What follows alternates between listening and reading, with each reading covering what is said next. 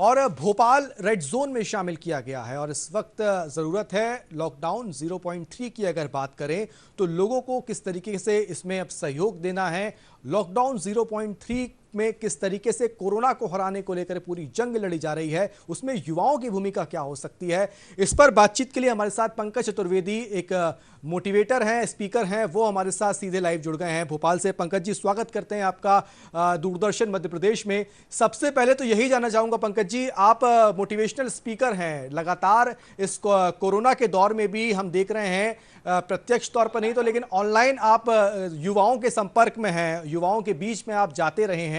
क्या कुछ कहेंगे उन युवाओं को, क्योंकि अगर इस लॉकडाउन को सफल बनाना है, लॉकडाउन 3.0 की अगर बात करें तो कहीं ना कहीं एक बहुत बड़ी भूमिका युवाओं की भी होगी इसमें।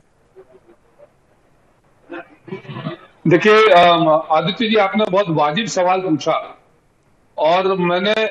ये कोशिश करी कि इस लॉकडाउन के इस दौर में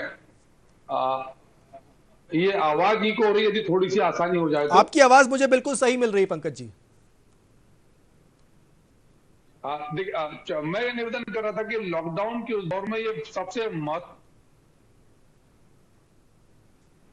महत्वपूर्ण विषय यह है कि हमको अब क्या करना है, आम आदमी की, विशेषकर युवा की क्या भूमिका होनी चाहिए।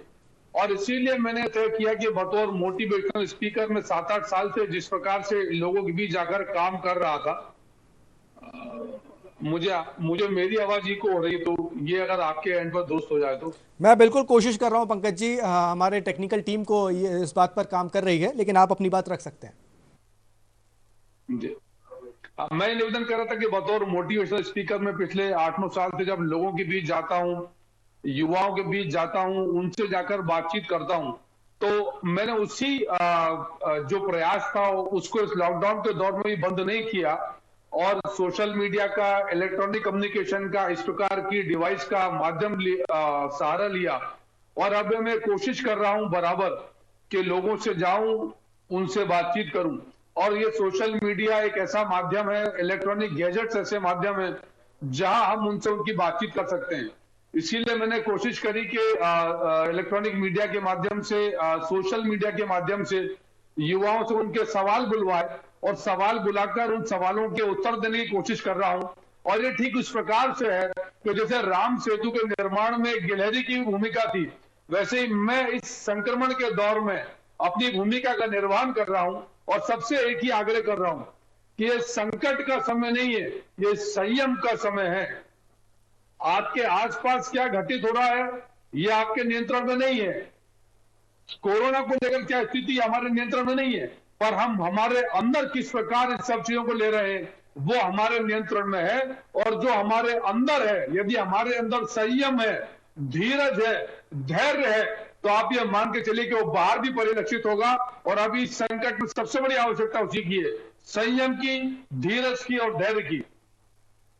पंकज जी, लेकिन एक सवाल यह भी बनता है इस वक्त कि जिस तरीके से प्रधानमंत्री ने कहा है कि इस चुनौती को अवसर में तब्दील करना चाहिए हमको, ये आह्वान खासतौर से युवाओं से ही किया गया था, क्योंकि अगर आज हम लॉकडाउन में अपने घर में बैठे हैं तो कैसे हम तकनीक का इस्तेमाल करके, अपने ज्ञान का इस्तेमाल करके इसको अवसर में बदल सकते हैं। और अगर ये बात अगर प्रधानमंत्री ने कही थी और सीधे तौर पर युवाओं से नाम लेके ना कह के, लेकिन अप्रत्यक्ष तौर पर यह कहें, इनडायरेक्टली अगर कहें, तो ये युवाओं के लिए एक बहुत बड़ा मैसेज था। ऐसे में आपको नहीं लगता कि अब युवा कहीं ना कहीं उनको इस बात को भी समझना होगा कि जब ये कोरोना काल खत्म हो जाएगा, उसके बाद की जो चुनौतियां होंगी, उसके बाद का जो समय होगा, वो उनके रोजगार को लेकर, देश की अर्थव्यवस्था को लेकर एक बहुत बड़ा सिनेरियो उसके सामने खड़ा होगा। उससे निपटने के लिए कहीं ना कहीं अवसरों पर अब काम करने की आवश्यकता है। देखिए, प्रधानमंत्री जी ने देश के सबसे बड़े वर्ग को संबोधित किया है, युवाओं को।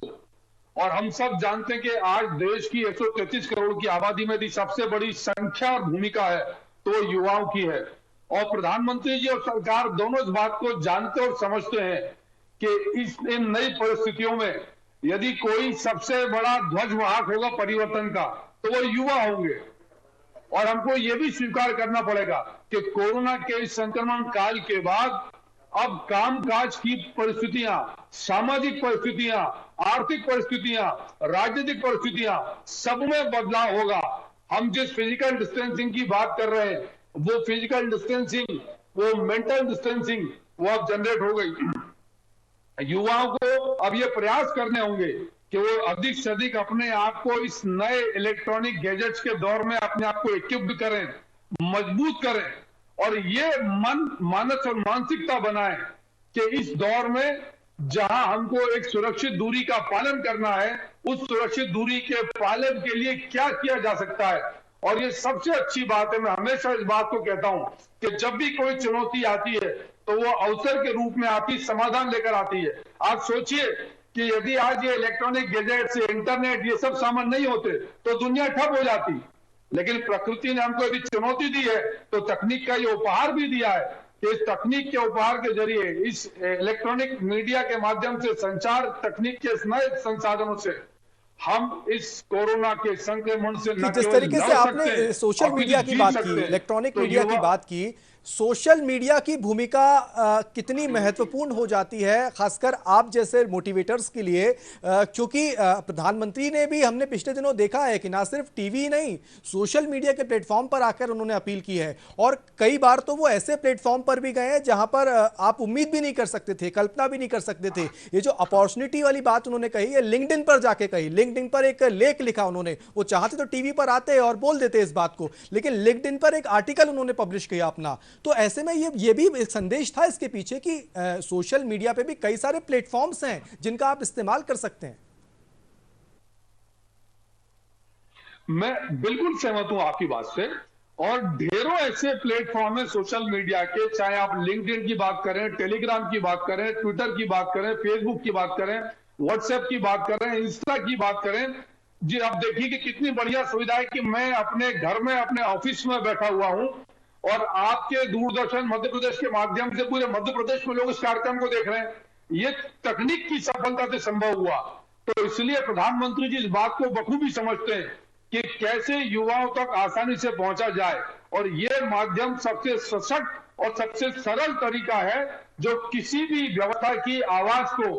किसी भी व्यवस्था के संदेश को युवाओं तक पहुंचाता है। इसीलिए आग्रह कर रहा हूं कि अब समय है युवाओं के लिए, नौजवानों के लिए, कि अपने आप को इलेक्ट्रॉनिक मीडिया के नए माध्यमों से, संचार माध्यमों से परिचित कराएं, उनमें दक्षता हासिल करें, प्रवीणता हासिल करें, योग्यता को और दक्ष करें। तो आप ये मान के चलिए कि ये कोई संकट नहीं है कि ये समय है उस युवा के लिए कि तमाम सोशल मीडिया प्लेटफॉर्म का भी इस्तेमाल करे। और हम तो अपील ये भी करेंगे कि आप जैसे जो मोटिवेटर्स हैं, हालांकि आप तो कर ही रहे हैं, वो लोग भी अब सोशल मीडिया पर आएँ। अगर वो सेमिनार्स नहीं कर पा रहे हैं या लोगों तक नहीं पहुंच पा रहे हैं इस वक्त लॉकडाउन में, तो सोशल मीडिया एक ऐसा प्लेटफॉर्म है जहां आपको कुछ लोग नहीं, कई लोग मिल जाते हैं, वहां पर अपनी बात आप रख सकते हैं और समाज में सकारात्मक संदेश जो है वो आप पहुंचा सकते हैं। बहुत बहुत शुक्रिया करेंगे पंकज जी हमारे साथ जुड़ने के लिए। पंकज चतुर्वेदी, मोटिवेटर स्पीकर, हमारे साथ जुड़े हुए थे, मोटिवेशनल स्पीकर, और जिस तरीके से बता रहे थे कि वाकई ये वक्त है कि जो आह्वान प्रधानमंत्री ने कहा है कि इस चुनौती को अवसर में तब्दील करने का, ये इसकी पूरी जिम्मेदारी युवाओं के कंधे पर है और इसको कहीं ना कहीं युवाओं को हाथों हाथ लेना होगा और युवाओं को इस पर विचार करने की आवश्यकता है। और जिस तरीके से परिणाम पिछले कुछ दिनों में आए हैं वो कहीं ना कहीं बताते हैं कि इस बात को युवाओं ने, प्रधानमंत्री की इस बात को अपनाया भी है, उसको आत्मसात भी करने की कोशिश कर रहे हैं वो।